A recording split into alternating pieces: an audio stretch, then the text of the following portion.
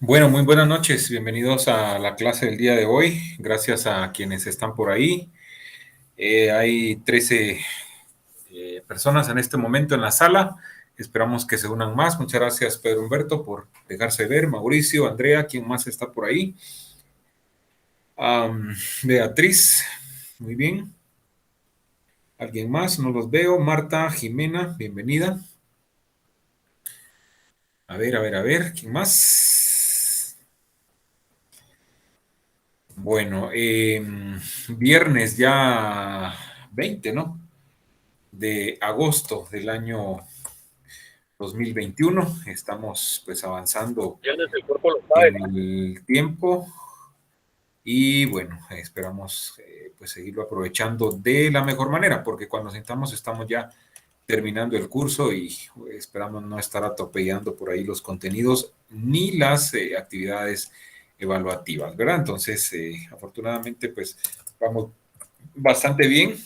Ustedes pueden verificar ahí en el programa, como se los he venido diciendo, que estamos muy bien en el tiempo. Hoy, de hecho, para concluir la unidad número 1, ¿verdad?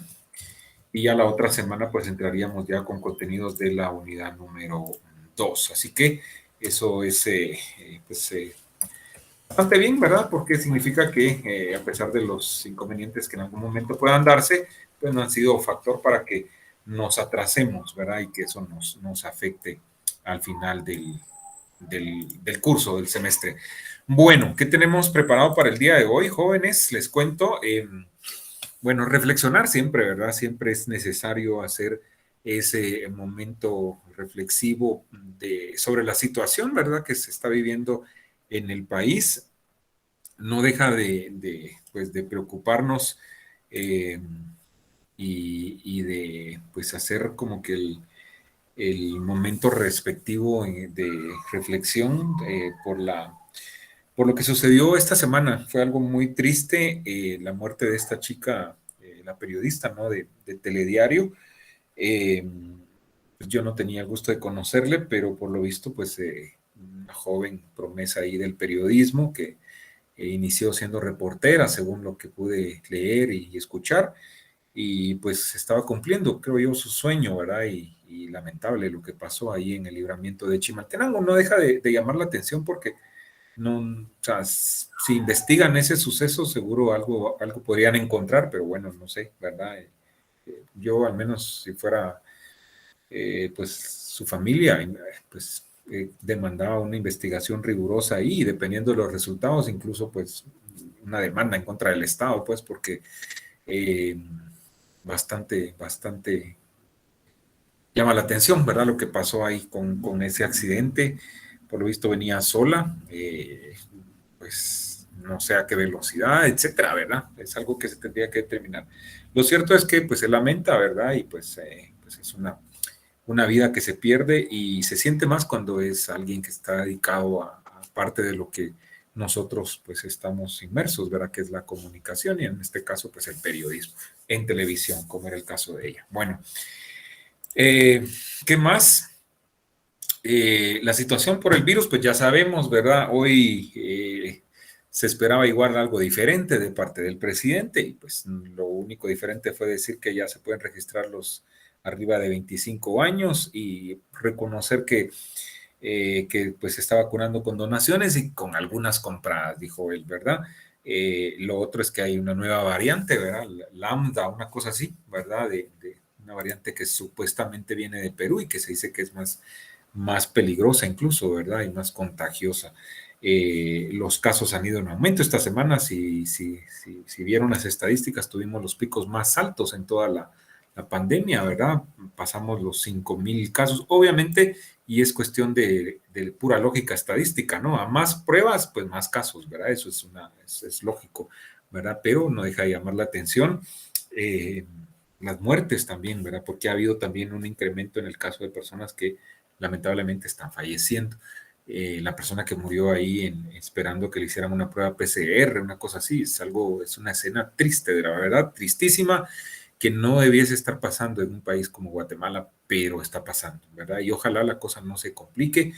Uno esperaba que hoy el presidente otra vez dijera, pues hoy dijera, bueno, miren, vamos a dotar de más insumos, vamos a facilitar las cosas para que se pueda contratar personal sin tanto trámite engorroso, en fin, ese tipo de cosas, ¿verdad? Pero nada de eso y más de lo mismo, ¿verdad?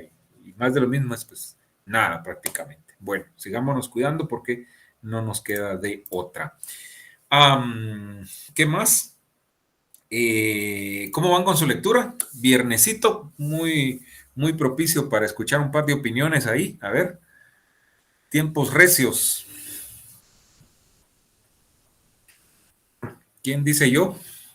¿O hacemos girar la ruleta?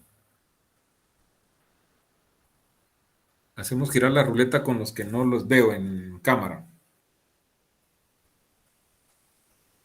Vamos a ver con quién comenzamos por acá. A ver, a ver, a ver. Vamos a ver, pues Miguel Eduardo García.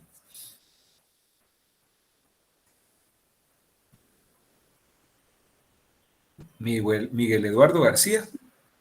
Dígame, licenciado. ¿Cómo va con su lectura? Pues la verdad, no he leído mucho, para que le voy a mentir. ¿Y qué ha leído? Nada. Bueno, está bien.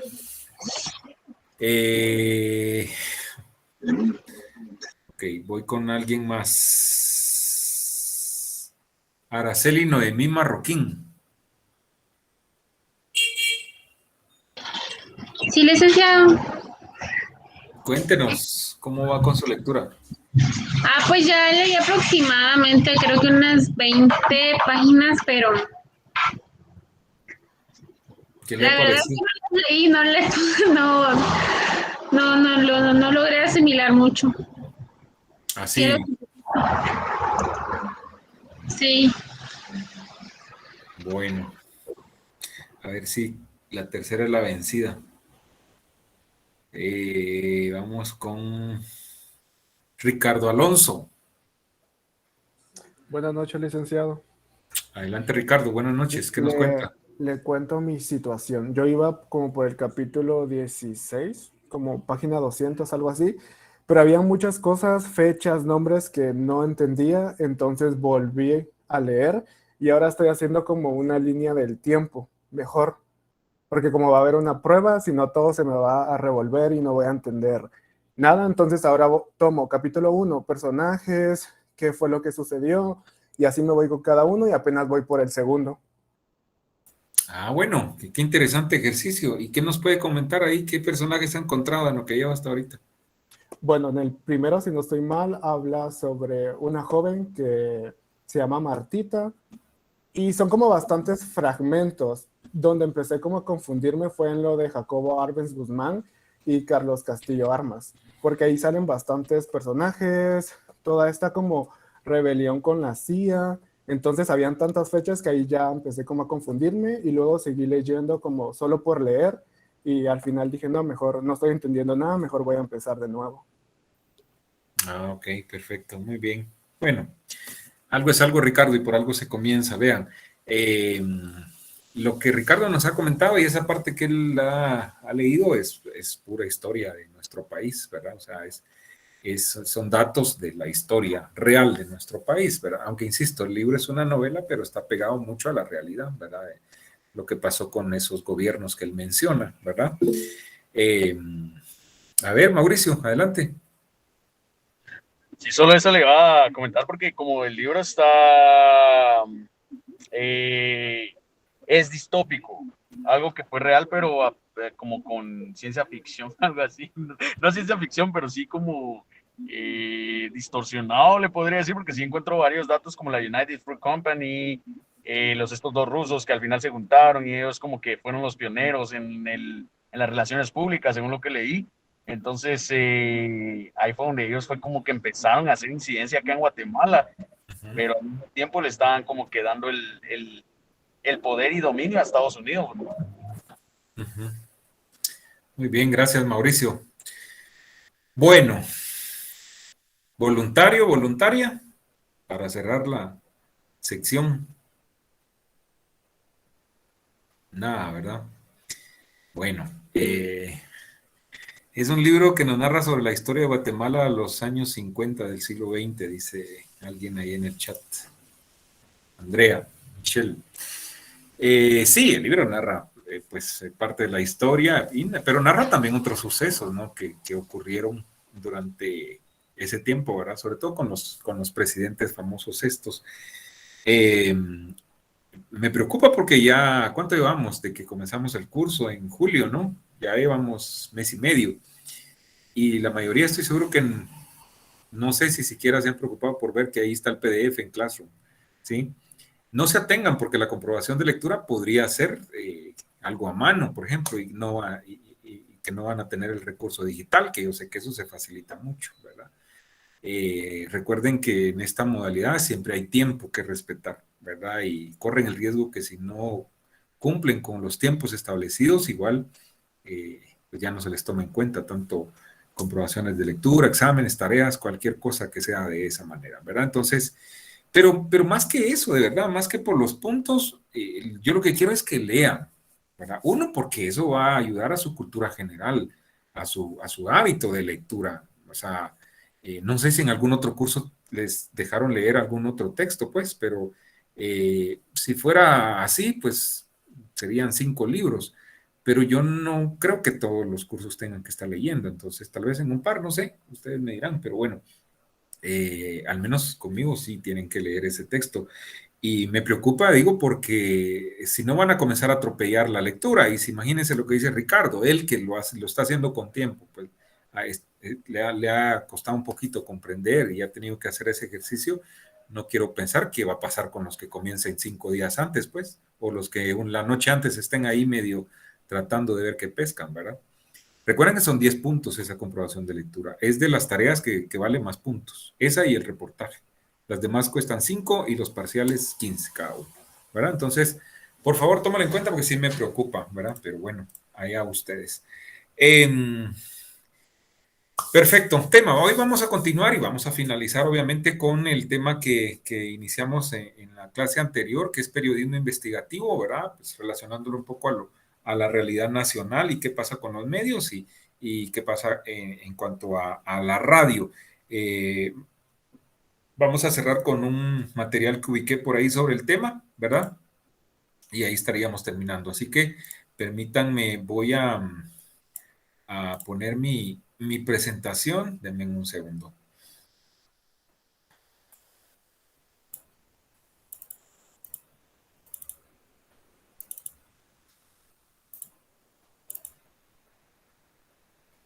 A ver, aquí está.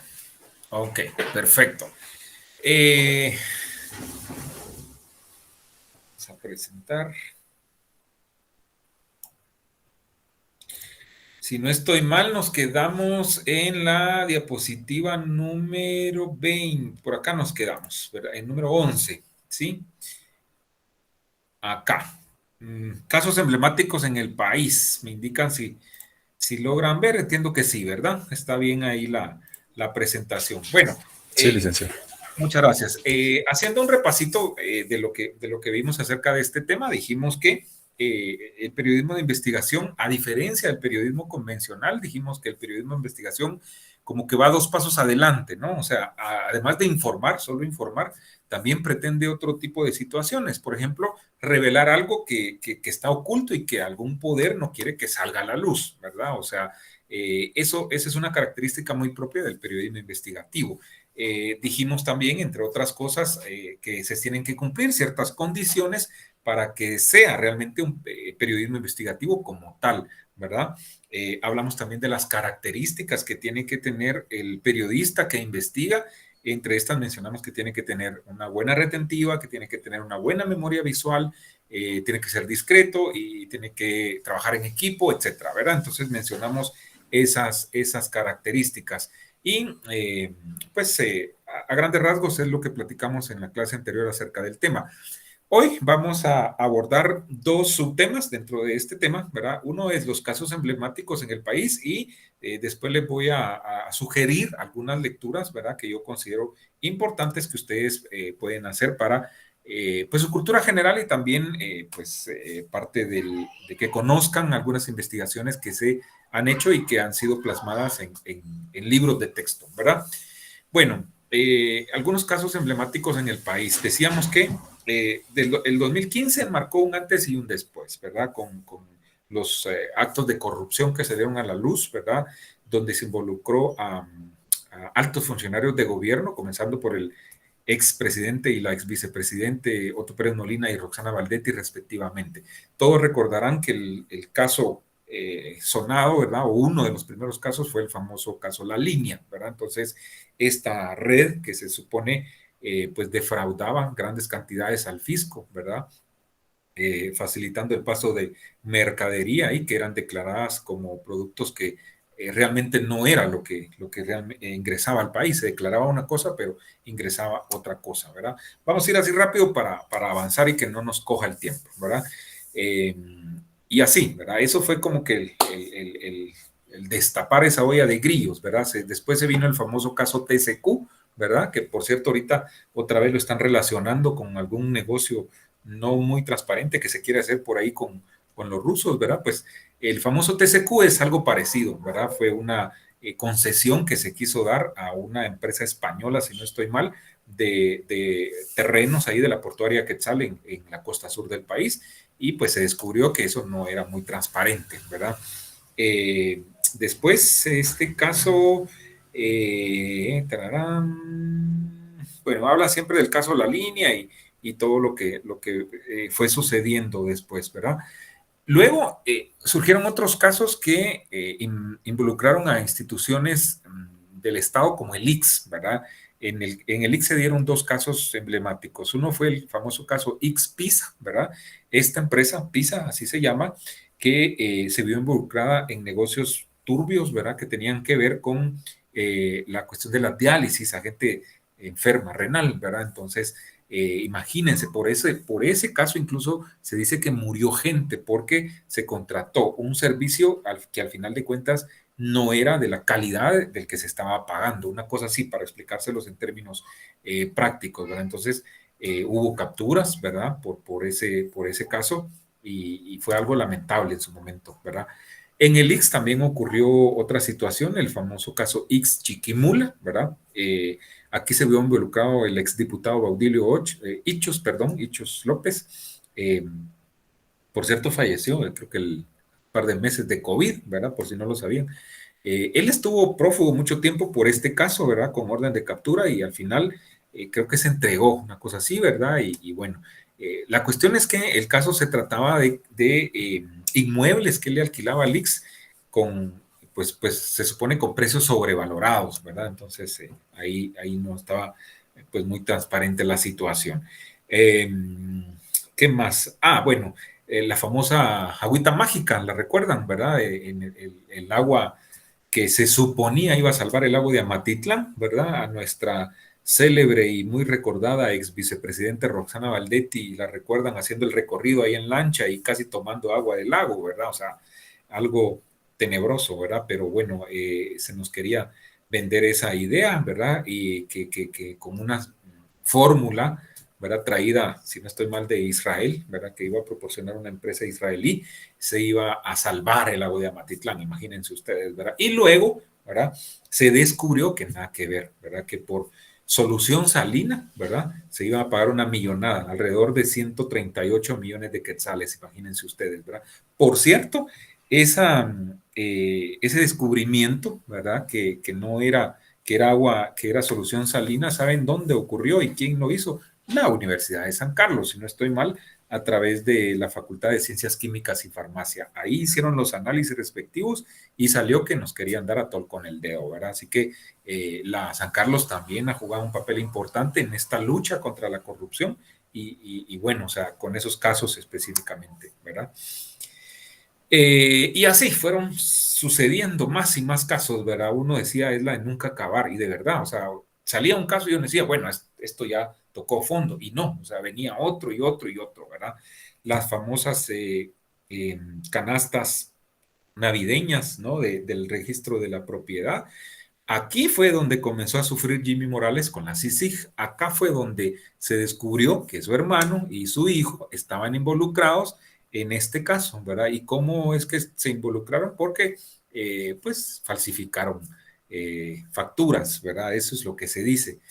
Por cierto, yo recuerdo que cuando comenzaron las primeras audiencias por este caso, nadie le había puesto coco ahí en tribunales, ¿verdad? El nombre del hijo de Jimmy Morales, ¿verdad?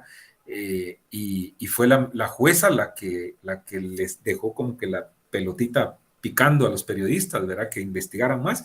Y fue como dieron, ¿verdad? Después de un par de audiencias que se trataba nada más y nada menos que del hijo de Jimmy Morales, ¿verdad?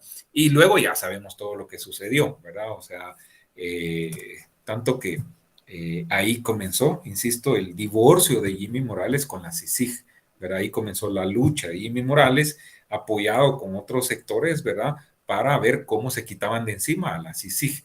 Sectores, ¿verdad? Como el CACIF, por ejemplo, ¿verdad? Tenemos que decirlo. Es interesante porque, y más adelante lo vamos a ver, mientras no se tocaba la cúpula empresarial, mientras la CICIG no tocara algún caso que involucrara a la cúpula empresarial, pues todo era miel sobre hojuelas, ¿no? O sea, todo era bonito con la CICIG, todo el mundo la apoyaba, hasta el CACIF, ¿verdad? Una vez tocaron casos donde involucraban a los empresarios, ¿verdad? Como el caso Aceros de Guatemala, que lo vamos a ver más adelante, ahí sí se perdió también el amor, ¿verdad? Ahí sí ya no fue tan querida la CICIG, ¿verdad? Y bueno, o sea, demostraron al final de cuentas quién manda, lamentablemente, en el país, ¿verdad? El Congreso de la República, para variar, ¿verdad? Ahí sucedieron casos también de interés, ¿verdad? Lamentablemente, como las famosas plazas fantasmas, ¿verdad? Que, miren, eso siempre ha sido así, no solo en el Congreso, también en otras entidades, ¿verdad? En pandemia, no se diga, pues, o sea, ahora son plazas fantasmas versión pandemia, ¿verdad? Pero bueno, es harina de otro costal y nos lleva mucho tiempo hablar de ese tema de actualidad, ¿verdad? Pero lo que sucedió en ese tiempo, ¿verdad? En el Congreso de la República, se vieron involucrados al menos 2 expresidentes del Congreso de la República. El señor Pedro Muadi, por un lado, que por cierto era representante de los empresarios, ¿verdad? Y lo hacían ver como una persona, bueno, como tiene plata, pues no es corrupto, no es ladrón, ¿verdad? Y se vio involucrado en esas plazas fantasmas. Y también otro ex presidente del Congreso, el señor Aristides Crespo, ¿verdad? En temas de plazas fantasmas. Y por supuesto hubo otros diputados y expresidentes como Luis Rabé, por ejemplo, ¿verdad? Y otros diputados por ahí. ¿En qué consistían esas plazas? Es, como su nombre le indica, fantasmas. O sea, era gente que le pagaban pero no llegaba a trabajar.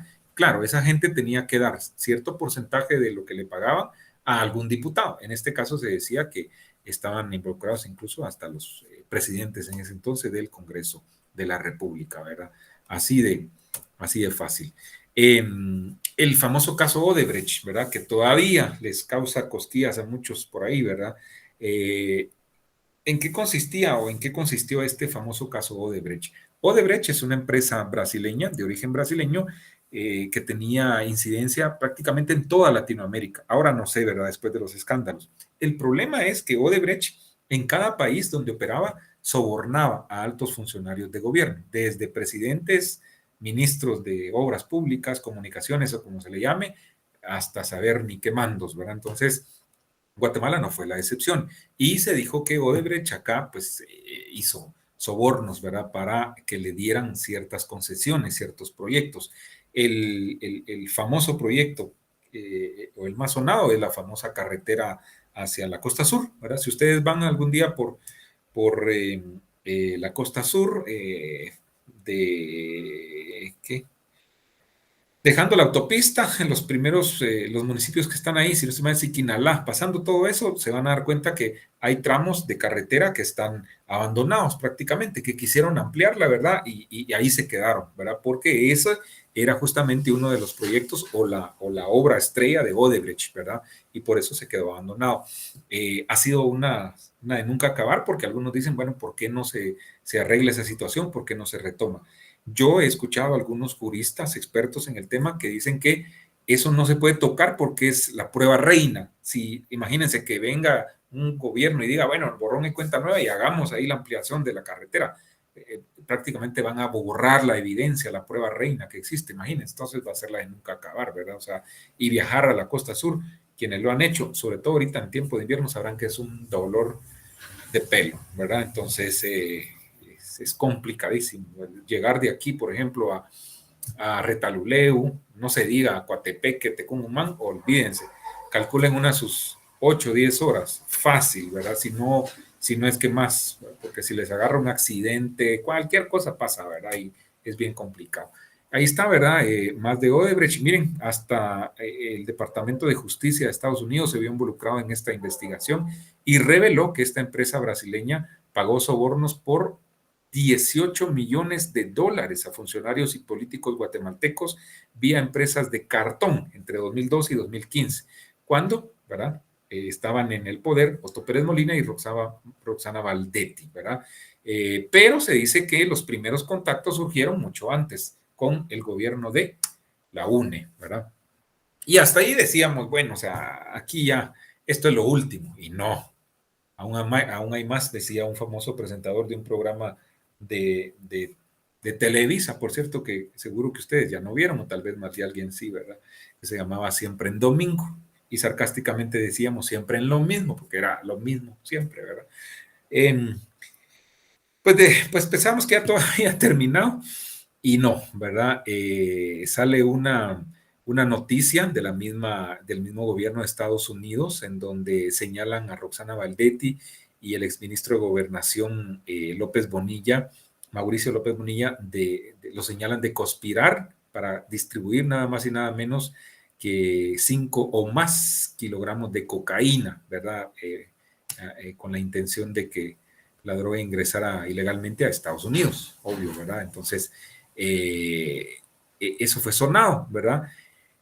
¿Qué es lo que significa esto? Que cuando Roxana Valdetti y López Bonilla terminen aquí sus procesos que tienen pendientes, Estados Unidos les va a decir, bueno, papaitos, ya terminaron allá en Guatemala, vénganse pie con jeta aquí con nosotros, que todavía les toca, ¿verdad? Por estos casos que lo señala Estados Unidos. O sea, así que, pues, no quisiera nadie quiere estar en los zapatos de ellos, ¿verdad? Porque les espera, pues, sí, una situación muy complicada. Aún, ¿verdad? Salvando los casos que tienen acá en Guatemala, todavía la tienen difícil, ¿verdad?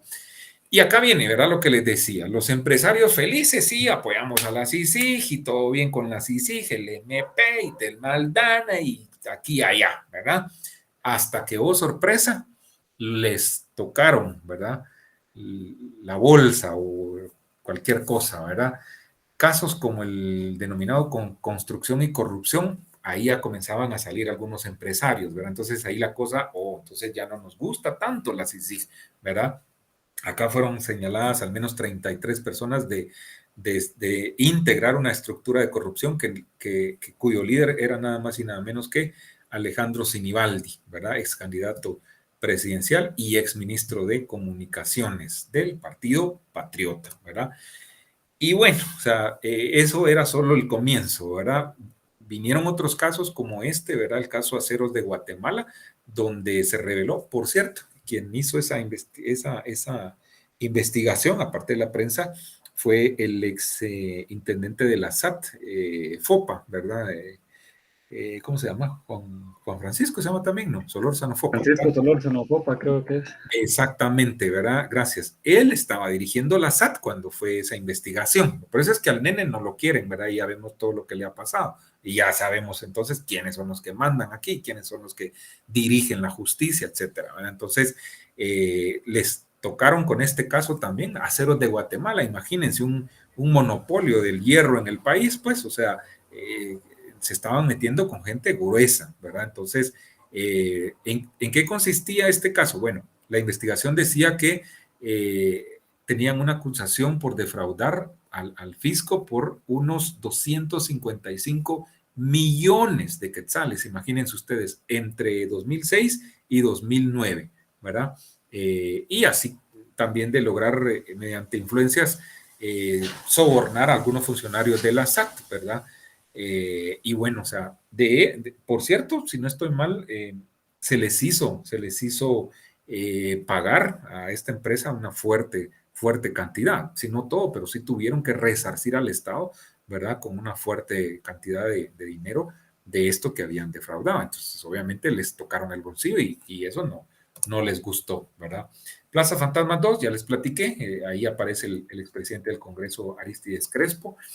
caso Odebrecht 2, imagínense, parecía una serie, ¿va? O sea, ¿cuándo sale la segunda temporada? ¿Va? Y miren las cantidades, o sea, estamos hablando de millones de dólares, ¿verdad? En sobornos. Y bueno, o sea, faltaba todavía, ¿verdad? Detienen a Valdizón en Estados Unidos, ¿verdad? Él en su momento dijo que él se había entregado, etcétera. La cuestión es que todavía sigue pie con jeta por allá, ¿verdad? Y bueno, y aquí ya le han expropiado muchas de sus propiedades. La doñita, saber en qué paró, ¿verdad? Lo último que vi fue cuando andaba peleando ahí en una de sus camionetas de esas que van para Petén con los pasajeros, no sé si lo vieron, ¿verdad? Etcétera. Entonces, así estaba la cosa. Y algunos decían, ¿y para cuándo la une? Hashtag, ¿para cuándo la une? ¿Recuerdan eso? ¿Verdad? Hashtag, ¿para cuándo la une? Bah, le tocó el turno a la une, ¿verdad? Con el famoso caso transurbano. Era una manzana que se caía de podrida, ¿verdad? O sea, ese tema tarde o temprano iba a reventar, ¿verdad? ¿Qué pasó? El expresidente Álvaro Colón y varios de sus exministros de la UNE fueron capturados. No sé si recuerdan, ese día agarraron a todos. El único que se salvó, si no mal recuerdo, fue el ex vicepresidente Rafael Espada, porque fue el único que no firmó un acuerdo, no sé qué, por eso del transurbano. Así que hay que tener cuidado qué es lo que uno firma, ¿verdad? Entonces, pues estuvieron jalados, ¿recuerdan? ¿Verdad? Estuvieron en el bote algunos sus días y bueno, después salieron, pero siguen incluso todavía con ese proceso, ¿verdad? Ha habido otros casos, algunos así muy gruesos, ¿verdad? Como este caso denominado obstrucción a la justicia, donde se vio involucrado un exfiscal del Ministerio Público, ¿verdad? Y también un exdiputado, el hermano de un exdiputado, ¿verdad? Los famosos Milgar Padilla, ¿verdad? Este caso es bien grueso porque se les acusaba a ellos de haber mandado, imagínense ustedes, mandado a asesinar a su propio padre, ¿verdad? Por cuestiones de intereses de terrenos y no sé qué cosas, ¿verdad? O sea, es lo que se dice, ¿verdad? Es lo que se menciona al respecto, ¿verdad? Serán las autoridades respectivas las que al final de cuentas lo determinen, pero sí es uno de los casos muy sonados. Y al exfiscal se lo jalaron también porque supuestamente estaba encubriendo ciertas cosas ahí con ese caso. El famoso rey del tenis, seguramente han oído hablar del don Sergio Roberto López Villatoro y lamentablemente en este caso se jalaron al magistrado en aquel tiempo Giovanni Orellana Donis, y digo lamentablemente porque es un profesional del derecho, docente de la Facultad de Ciencias Jurídicas y Sociales de la USAC, ¿verdad?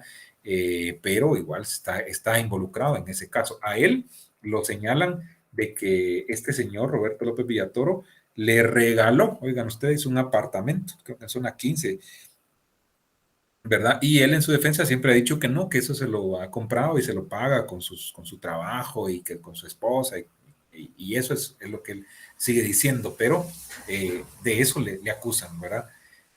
Bueno, rapidito, algunas lecturas que yo les quiero sugerir. Bueno, acá pregunto si tienen algún aporte. Por supuesto que miren, aquí esto se quedó corto, como yo les decía en la clase anterior, y aquí me sale otra presentación incluso, ¿verdad? Porque faltan muchos casos que no están acá, porque hasta ahí es donde yo pude documentar. Pero, híjole, imagínense, han surgido otros casos del gobierno de Jimmy Morales incluso, ¿verdad? Y ahora con este gobierno que seguro habrá que sumar lo de las vacunas de Rusia, por ejemplo, ¿verdad? Si no se esclarece o si al final de cuentas no viene la cantidad de vacunas que se pagaron. Entonces ahí todo indica que al parecer hay mano en mono, ¿verdad? Pero bueno, algún día voy a actualizar esta presentación o hago otra, ahí sí que segunda parte, ¿verdad? Bueno, ¿aportes? ¿Dudas? Si no, seguimos. Bueno, lecturas sugeridas. ¿Por qué es que yo tengo esto acá en este tema? Porque, como les he venido diciendo, hay investigaciones en donde el periodista, por lo extenso, ¿verdad? Que son, pues no es posible difundirlas en un reportaje, ¿verdad? O en una serie de reportajes. Entonces, algunos lo que han hecho es escribir sus propios libros, ¿verdad? Y de esa cuenta, yo les quiero sugerir algunos, ¿verdad? Que no pueden faltar en su biblioteca y por supuesto hay que leerlos, pues, ¿verdad? ¿verdad? Que trata sobre quién mató al obispo. Trata sobre la muerte de Juan Gerardi, el obispo Juan Gerardi, ¿verdad? Sobre este suceso se han escrito, ha habido otras investigaciones y hay por lo menos 3 libros, ¿verdad? Pero este es uno de los principales, escrito por 2 periodistas, una española, Maite Rico, y un francés, Bertrand de Lagrange, en su momento. Este presenta una teoría. Acá algunos dicen, ¿verdad? Algunos expertos dicen que acá prácticamente exculpaban a los Lima Estrada, papá, y Lima Oliva, hijo. Recuerdan que fue asesinado en la cárcel. El papá se murió, ¿verdad? Este es otro sobre el mismo caso, ¿verdad? Que se llama El arte del asesinato político, escrito por Francisco Goldman, ¿verdad? ¿Verdad? Según expertos, dicen, nos presenta otra teoría, lo contrario del anterior. Acá prácticamente incriminan o hacen culpables a los Lima, ¿verdad? De ese asesinato, que por cierto nunca se esclareció, ¿verdad? Porque ellos estuvieron presos, pero al final de cuentas nunca se dijo ni quiénes eran los autores intelectuales, ¿verdad? Cuando se murió Arzú, recuerdan, volvió a resurgir por ahí el tema y estaba pues conduciendo a otra hipótesis que algunos siempre han dicho que dicen que es la hipótesis real, ¿no? Que ahí había cuestiones incluso de homosexualismo, que un hijo de Arzú y por ahí. Pero otra vez el caso se apagó, ¿verdad? Pero bueno. Y también del mismo caso, ¿verdad? Se llama Gerardi, muerte en el vecindario de Dios, escrito por la guatemalteca Yuli López. Por cierto, Yuli López es una periodista que se dedica a hacer periodismo de investigación, es especializada en temas de narcotráfico sobre todo, ¿verdad? Y trata de blancas, muy buena, ¿verdad? De los anteriores, su servidor pues ya leyó este no, algún día lo voy a leer. Y hablando de Yuli López, ella escribió también esta investigación, ella hizo esta investigación, el Chapo Guzmán, la escala en Guatemala. Por si no lo sabían, el Chapo Guzmán pasaba frecuentemente por Guatemala hacia El Salvador. Por ahí en alguna serie sale, ¿verdad? Cuando él tenía negocios en El Salvador. Pues en uno de esos viajes lo capturan acá en Guatemala, justamente en la carretera El Salvador, lo capturan. ¿Y saben ustedes quién dirigía ese operativo? A ver. Otto Pérez, ¿no? ¿Quién? Era Otto Pérez, creo yo. No recuerdo muy bien. Así es, Jacqueline. Muy bien. Perfecto. Le aseguro que si le falta un punto para su zona mínima, lo va a tener hoy. Otto Pérez Molina. Él dirigía ese operativo, ¿verdad? Esa tropa que lo capturaron, ¿verdad? De hecho, Otto Pérez lo decía en sus campañas electorales, ¿no? Era parte de sus trofeos, ¿no? De lo que él presumía. Miren, yo capturé al Chapo Guzmán, el Chapo Guzmán, él decía que le había ofrecido creo que $1 millón para que lo dejara libre, pero no, su honestidad, su integridad, como diría Yokoi Kenji, no se lo permitió y al contrario lo fueron a entregar, ¿verdad? De noche, de madrugada, a las autoridades de México, se lo llevaron, ¿verdad? En un pick-up, eso cuenta la historia, y lo entregaron ya del otro lado de la frontera, ahí por Tapachula, por Chiapas, por ahí, ¿verdad? Entonces, de eso presumía Otto Pérez, ¿verdad? Como parte de sus acciones muy íntegras, ¿verdad? En sus campañas electorales. Pero bueno, ya sabemos todos en qué paró la situación. Este que están viendo se llama Crimen de Estado, el caso Parlacén, ¿verdad? Esta es una investigación que hizo este periodista que se llama Lafayette Fernández, costarricense, si no estoy mal. Muy buena lectura, ¿sí? Se lo recomiendo, ¿sí? Acá nos hablan de 2 casos específicamente. La muerte de los diputados salvadoreños del Parlacén, ¿recuerdan? Ahí por la finca La Parga, creo, que por cierto, propiedad de los Melgar Padilla, si no estoy mal, del caso que hablamos antes, ¿verdad? Ahí por Santa Elena Varillas, para arriba, ya casi saliendo a la carretera al Salvador, o la carretera Barberena, al Serinal, Jutiapa, y las aldeas que quedan por allá, ¿verdad? Entonces, el libro habla sobre eso, ¿verdad? Crimen de Estado, el caso Parlacén, pero también tiene hacen una relación de lo que pasó con el famoso caso Pavón Real, ¿verdad? La famosa incursión de las fuerzas de seguridad a la cárcel Pavón, donde pues asesinaron a varios reos, ¿verdad? Hay muchas hipótesis, pero acá lo que nos dice este texto es que habían ahí intereses incluso de narcotráfico, ¿verdad? Y por eso sucedió lo que sucedió. ¿Quién era el director de presidios en ese tiempo? Otra pregunta, a ver. Yamatei era, creo, ¿no? Ajá, muy bien. ¿Quién contestó? A ver. Yolic. ¿Quién es yo? Iván David Mateo. Va, Sí, soy perfecto. Yolic. Va, si le falta un punto para su zona mínima, ya lo tiene hoy. Gracias. Alejandro Yamatei, él dirigía en ese tiempo el sistema penitenciario, ¿verdad? Entonces, incluso estuvo preso por ese caso, porque se supone y se dice que hubo ejecuciones extrajudiciales, ¿verdad? Es fascinante el texto, yo se lo recomiendo. De los dos casos van a aprender mucho, ¿verdad? Entonces, ahí. Rapidito, porque el tiempo no nos ayuda. Hay otros dos, hay otro par de textos. Miren, hasta Serrano Elías ha hecho investigaciones y ha escrito sus libros. Él escribió dos. Este se llama La Guayaba tiene dueño, ¿verdad? Donde el secuestro del Estado de Guatemala. Acá él dice quiénes son los que tienen secuestrado al Estado. Menciona a Rosana Valdetti, Dionisio Gutiérrez y toda la gente con que él ha estado peleado todo el tiempo. Y el desmadre tiene nombre también, ¿verdad? Es como el seguimiento del anterior, ¿verdad? Pues se los recomiendo. Está se llama Rendición de Cuentas. Este es bien interesante porque Juan Alberto Fuentes Knight, ¿verdad? Él fue ministro de Finanzas del gobierno de Álvaro Colón, ¿sí? Y siendo ministro de Finanzas, obviamente era citado mucho al Congreso de la República, específicamente a la Comisión de Finanzas. ¿Quién dirigía la Comisión de Finanzas en ese tiempo? A ver. En el Congreso. ¿No? Bueno, Roxana Valdetti, ¿sí? Ella dirigía la Comisión de Finanzas y cuenta, entre otras cosas, Fuentes Knight en su libro, la forma como casi Roxana Valdetti lo extorsionaba siendo ministro de Finanzas para que acomodara, ¿no? El presupuesto acorde a los intereses que se tenían, ¿verdad? Por parte de ella y sus aliados ahí en el Congreso. O sea, cuenta detalles ahí de cómo era esa situación, ¿verdad? Es interesante este libro, sobre todo a los que les gusta el tema de las finanzas, presupuesto y todo eso, ¿verdad? Este otro texto muy reciente, por cierto, y que lo hemos leído con estudiantes en otro, antes de Tiempo Recios era el que leímos en un par de semestres en este curso. Este se llama Desde el Cuartel. Lo interesante de este texto es que fue escrito por un militar de alto rango estando de alta. Fíjense ustedes, es como que un cura se le revele a la Iglesia Católica y estando en servicio, no sé cómo se le llame, comience a escribir sobre casos de pedofilia, por ejemplo, ¿no? Pues algo parecido para que tomen la idea. Algo así es este texto, ¿verdad? Estando de alta, este alto rango, repito, se llama de apellido Rubio Castañeda. Edgar Rubio Castañeda se llama el autor. Él revela situaciones vergonzosas para el ejército. Él, entre otras cosas, ahí dice que el ejército, lejos de estar para cuidar la soberanía y el Estado, etcétera, etcétera, las fronteras y todo lo que nos venden, está muy lejos de eso, según lo que dice él, porque se ha dedicado, entre otras cosas, a cuidar intereses de grandes empresas.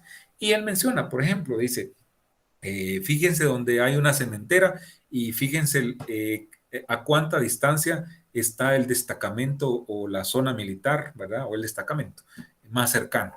Y menciona casos como la cementera que está haciendo Cementos Progreso en el área de San Juan Zacatepeques, por ejemplo, ¿verdad? Entonces, y así revela otra serie de detalles, ¿verdad? Y es interesante porque acá también él menciona y dice quiénes son los que realmente dominan y mandan en el país, quiénes son los dueños de los medios de producción y por eso tienen ese poder. Menciona las 10 familias más ricas de Guatemala, ¿verdad? Y luego de esas 10 hace un rango de las 5 más ricas. ¿Quiénes están dentro de esas familias más ricas? Los Castillo de Lagallo, los Novela de Cementos Progreso, los Herrera de algunos ingenios de la parte de los azucareros, ¿quién me falta? A ver, los Gutiérrez, obviamente, del pollo, el pollo frito y crudo, ¿verdad? Y los embutidos y todo lo que nos venden, ¿verdad? Y me falta una, a ver, cemento. El dueño de Tigo. Familia Pais. Los Pais, sí, Pais. Fíjese que Tigo creo que están los 10, ¿verdad? Los Pais, ¿verdad? Bueno, en ese tiempo, ahora no sé, ¿verdad? Pero cómo están, porque, por cierto, y eso se los quiero contar, hace poco estuve en un diplomado muy bueno, ¿verdad? En línea, sobre, me olvida cómo era el título general del diplomado, pero en una de las conferencias expuso una periodista chilena, y miren ustedes, increíble cómo ella sabía más que muchos de los que estábamos participando de la realidad de nuestros países centroamericanos, ¿verdad? Cómo sabía de El Salvador, de Honduras, de la crisis en Honduras, de lo que pasa en El Salvador con Bukele, que no todo es color de rosa, sobre todo para la prensa. En Guatemala no se diga, o sea, yo me quedé así sorprendido. Pero entre lo que ella decía que me llamó la atención y no se me olvida es que decía que en la pandemia, en esta pandemia, hay gente que se ha hecho más pobre de lo que ya era, y eso para nadie es un secreto. Pero está el otro extremo, hay gente que se ha hecho más rica de lo que ya era. Y ella mencionó, si no estoy mal, 3 sectores. Los bancos, ¿verdad? Con los préstamos y todo lo que hacen. Las telefónicas y las empresas de internet, ¿verdad? Que es lo mismo.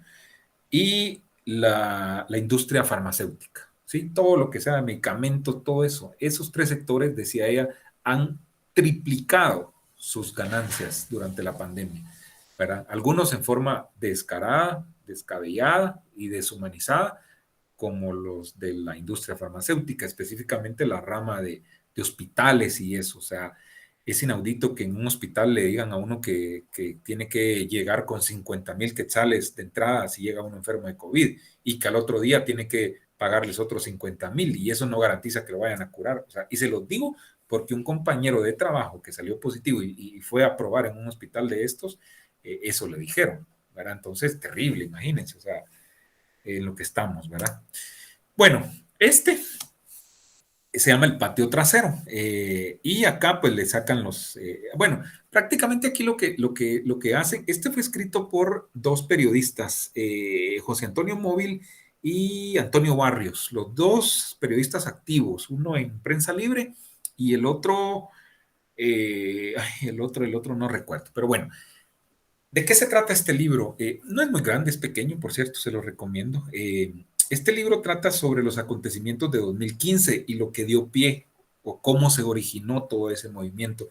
Acá entrevistan a los que se encadenaron, por ejemplo, Bernardo Silva, el chico que asesinaron, recuerdan, el Ramazzini, acá también en este libro, ¿verdad? Y bueno, cómo surgió todo ese movimiento, que al final lo que quieren decir con su portada y el título es que seguimos siendo el patio trasero de Estados Unidos. Lo que nos dicen es que si no hubiese tenido ese movimiento de 2015, el apoyo de Estados Unidos, pues probablemente Otto Pérez y Roxana Valdetti no hubieran caído, ¿verdad? En conclusión. Pero bueno, ojalá y lo puedan leer, es muy bueno. Hablando de otras investigaciones de otros países, ¿verdad? Porque también hay, ¿verdad? En otros países gente que se dedica a esto y que ha escrito sus libros. Lidia Cacho es una periodista mexicana valiente, ¿verdad? Muy valiente, diría yo, que entre otras cosas se ha dedicado a investigar temas como la trata de blancas en México, ¿sí? O la pederastía, ¿verdad? O la pornografía infantil. Lidia Cacho vino y entre una de sus investigaciones se metió a revelar lo que pasaba, si no estoy mal, en Acapulco o Cancún. Siempre me hago bolas con esos 2 lugares del Caribe mexicano, pero bueno, uno de esos lugares, ahí operaba una red de trata de blancas encabezada por unos árabes, ¿sí? Que supuestamente su negocio principal era la industria textil, maquilas y todo eso, pero el trasfondo del asunto era trata de blancas, pederastía, pornografía infantil, etc.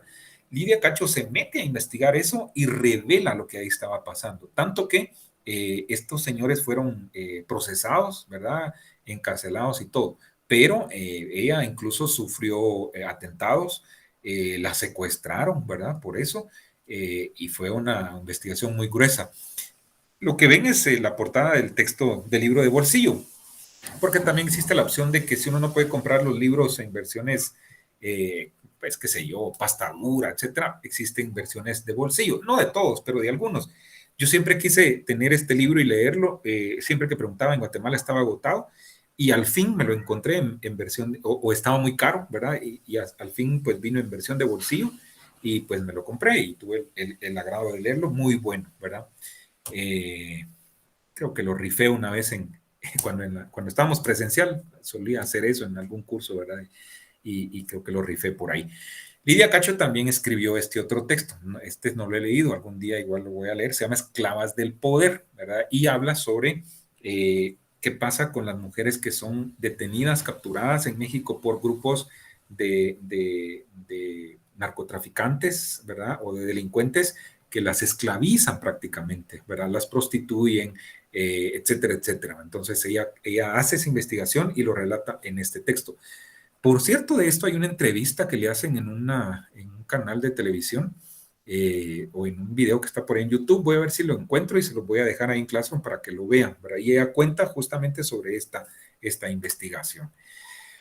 Y bueno, aquí, por supuesto, me falta agregar, y es tarea pendiente, aquí voy a agregar el texto que acaba de sacar Sonny Figueroa y Marvin del Cid, ¿verdad? Que es la recopilación, entiendo yo, de sus investigaciones que le han hecho allá a Matei, ¿verdad? Ahí ha de estar la casa de los papás de Miguelito, ¿verdad?